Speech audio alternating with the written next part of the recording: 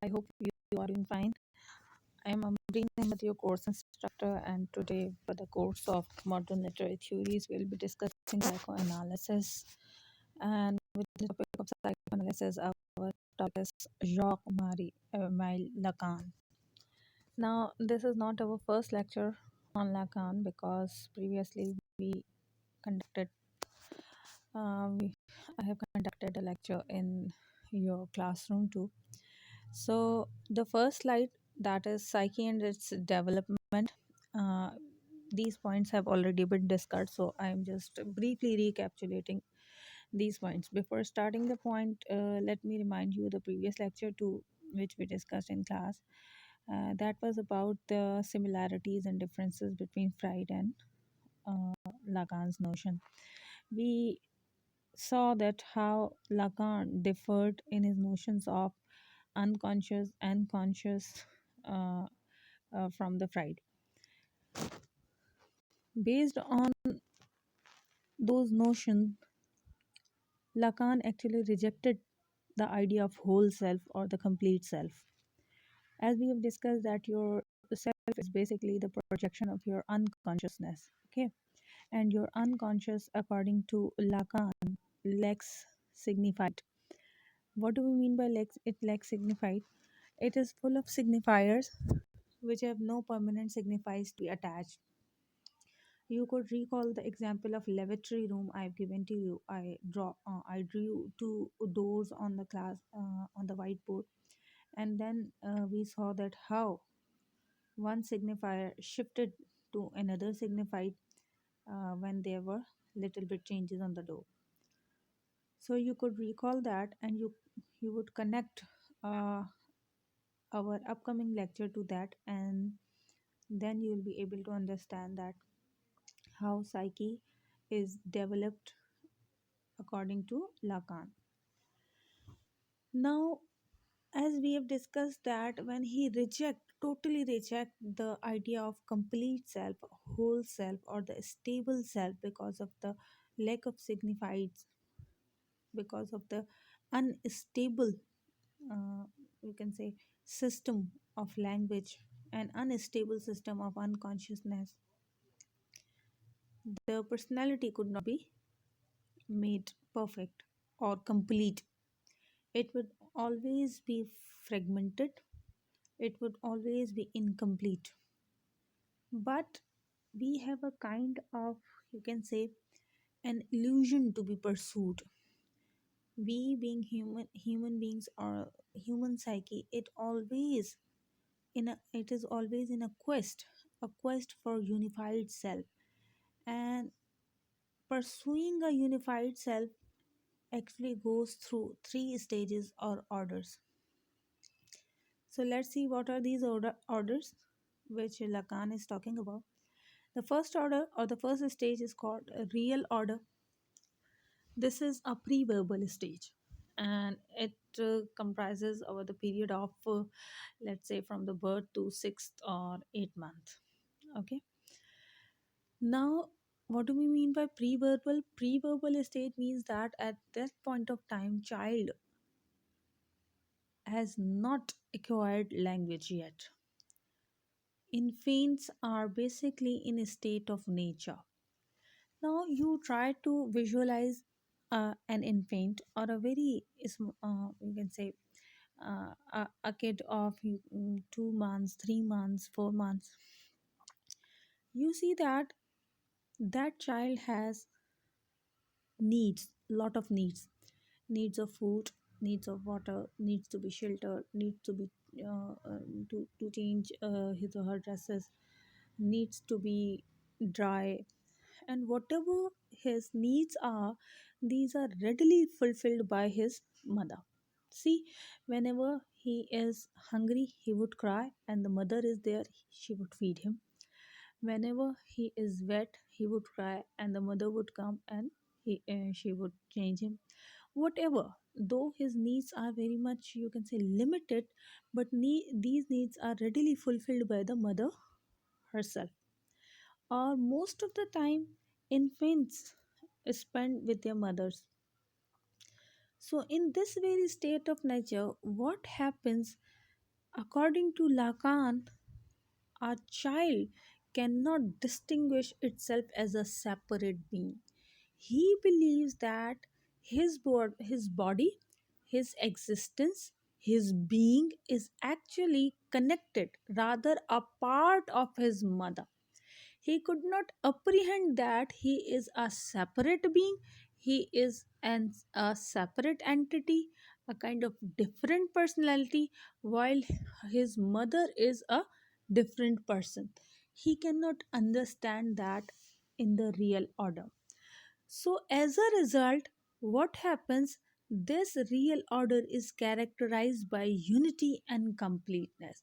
How the sense of unity comes? You can see that when a child feels or when a child thinks that I am connected with the body of the mother, or my body is actually the part of my mother body, he could not apprehend himself as a separate entity, and he is seeing that, he is experiencing that whenever he is in any need, whether it is the need of water or food or shelter or of any kind of need, it is readily being fulfilled.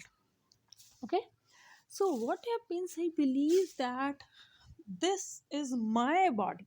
Whose body? Mother's body is actually my body, my being, which is fulfilling my need. So it means that this being matlab child as well as mother, as a unified being, are actually complete. Complete in a sense that it is a mother's body is providing each and everything to the kid. Now at this stage, kids has a need which are readily being fulfilled. So when the needs are being fulfilled, there is no desire, no fragmentation, no frustration. You need something, you call for it, you get it. Okay, and the entity, the personality, the being which is providing you your needs is actually part of yourself according to you being a child. Got this? I am repeating this. Listen carefully. It is a pre-verbal stage when child still has no language. He has not acquired any language. It is at the stage of, let's say, from birth to 6 or 8 months. In this very state, the infant is very close to nature. What do we mean when we say the close to nature? It means that infant is not able to understand the objective reality, the reality which exists outside to him. For example, there are different peoples who are around him. There are certain circumstances around him, certain, you can say, geographical locale around him. He cannot apprehend it. What he could understand is that he is a complete being. How he is complete? Because he has certain needs, and whatever needs he has, it is being fulfilled by the mother. He does not know that that mother is some different person or some different entity. He believes that that mother is my part, my very own being. So he believes that actually I'm a complete being and I can sustain on myself, I can fulfill my own needs, and this create a kind of unity and completeness. Got this? This is called a real order. Now coming to the second stage is imaginary order or the mirror stage. Very important one and very crucial one in the development of the child psyche. Now, at the end of the real order, what happens? Child starts conceiving its bodies in bits and pieces. For example, a small child, a child of, let's say, 1 year, he could see his hands, his legs, his torso, but he could not see himself as a whole or as a complete being. So he believes that he is fragmented, but he could see others as whole being. Now here you could see that I have written the word other with a capital O. Now, this very other actually stands for the people which are separate or which are different personality from the from the child himself. For example, child believes that I am fragmented. he could only experience himself in bits and pieces, but he could see that there are certain people around him which are whole being. They have head, they have torso, they have like appendages like hands and legs, and they are the complete being. So he knows that there is a possibility of wholeness. Wholeness could be attained, but he does not know how. Though he had a vague sense of wholeness, though he could not experience himself as a whole, okay, he is seeing himself in bits and pieces, in, you can say, shreds and fragments, but he knows that the wholeness could be there, possibility of wholeness is there. At this very stage, what happens? Mirror stage comes, or the imaginary order comes. Now when a child grows, what happens? He sees his image in the mirror. Now this is the symbolic interpretation, okay. uh, when he sees himself in the mirror, he sees that actually he is also a complete being, a separate entity. What do you mean by a separate entity? He was believing that. Before that, he had believed that he is a complete being, because he believed that his mother and his bodies are the same, okay. Now for the very first time, when he sees his image in the mirror, he sees that he has particular boundaries, a kind of discrete boundaries, which are separating him from his mother. Now he realizes that I am different. I am something which is not my mother. My mother is a different being, and I am a different being.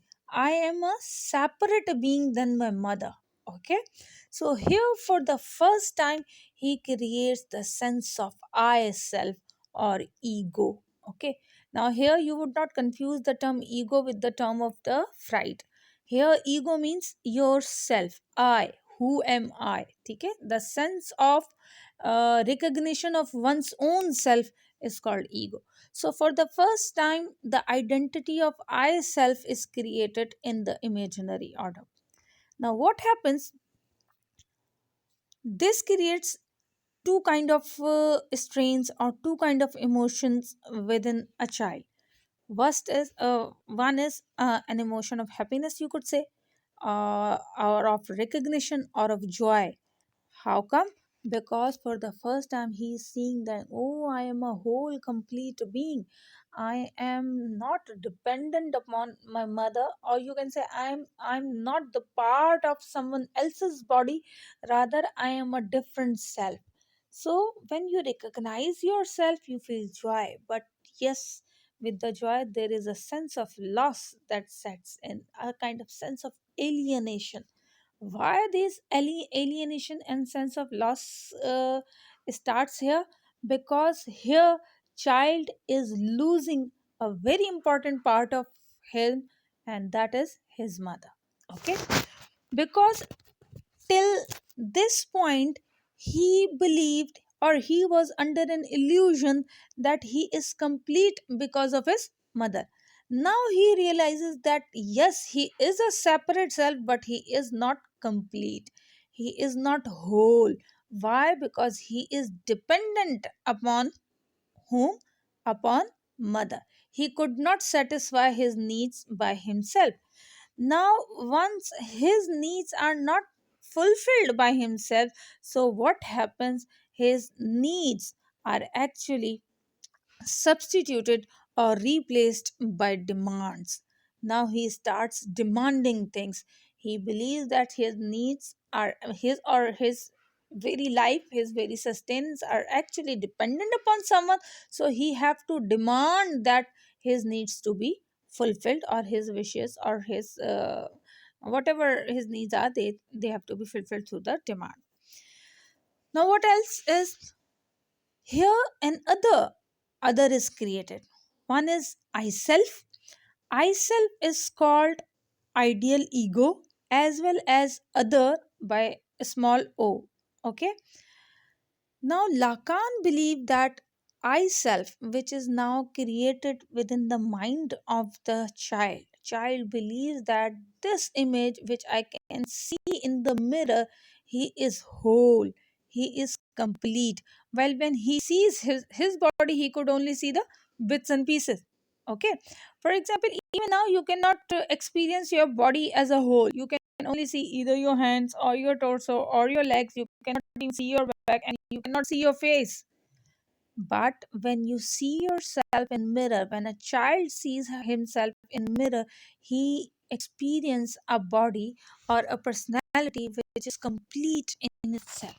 So he here develops a possibility of wholeness or an ideal ego. He believes that actually this is me. Now, this image is not actually him, it is an image. So, Lacan says that this concept of I self is illusionary. Illusionary means in reality, you can never be complete. You will always be fragmented, you will always be incomplete, you will always be fraught with desires, you will always be in the process of making. But the mirror image is complete, it is a complete thing. And from where you have developed the idea of your I self, it has been developed from the mirror image. So it is nothing but an illusion, an ideal ego, the other which could never be attained. So here Lacan is telling you two things. The one is that you in actual, or the child in actual life, is what? Fragmented. His psyche will always be fraught with desires. But why these desires set in? Because he is trying to achieve an illusionary identity. That illusionary identity is complete. And he calls it illusionary because you will never be able to attain it. Illusions are something which cannot be achieved, though you will lead your whole life in achieving it. Got this? Now, the point I have already told you that needs are replaced by demand. Okay, the first stage or the real order is based on demand or need, or dominated by the needs. And the second stage, and that is imaginary stage, is actually dominated by demand to make up for the separation. And why this aggressive demand is actually for to make up for the separation. Why? Because here the sense of alienation has set in. The child is depressed. The child has you can say, child has been disillusioned that he is not a complete being, or he is not a whole self, and his mother is something which is a separate entity, and he has to depend on her to fulfill his needs. So that is why, to make up for this separation which occurs between his body, his personality, and his mother's personality, to, you can say, lessen the breach, he would start demanding so that his needs to be fulfilled. His needs are fulfilled. Now there is one point differentiation between other with a small o and other with a capital O. Now, this small o other is basically an other name for the I self or the ideal ego, which is the mirror image. Okay, which is basically a kind of self or a kind of ego which you would always try to attain throughout your life.